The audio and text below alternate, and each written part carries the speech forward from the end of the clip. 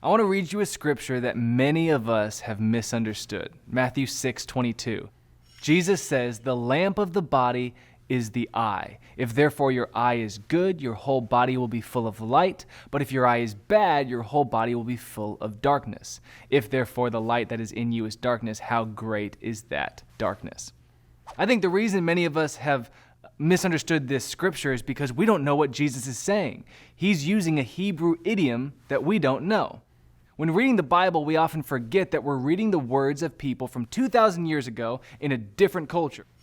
Today, we are a postmodern, Western, individualistic culture. But the people that were reading the Bible and the people writing the Bible were an ancient, Eastern, and familial culture. Yet we think we can pick up the Bible and understand completely what's going on without understanding that culture. Let me give you an example. My sister used to be in theater. And think about if you read a letter that I wrote to her in which I told her to break a leg. Everyone in America would know I'm wishing her good luck.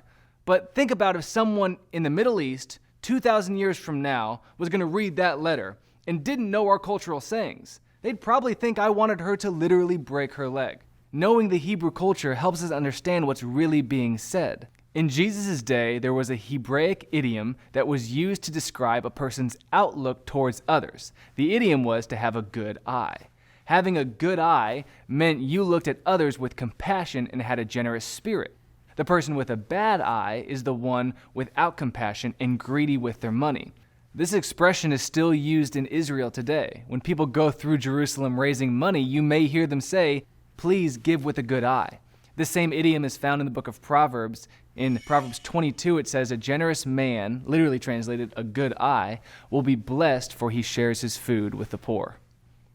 When our eye is good, Jesus says our body will be full of light. How could it not? Looking compassionately at others and being generous? It sounds like the light of Jesus to me.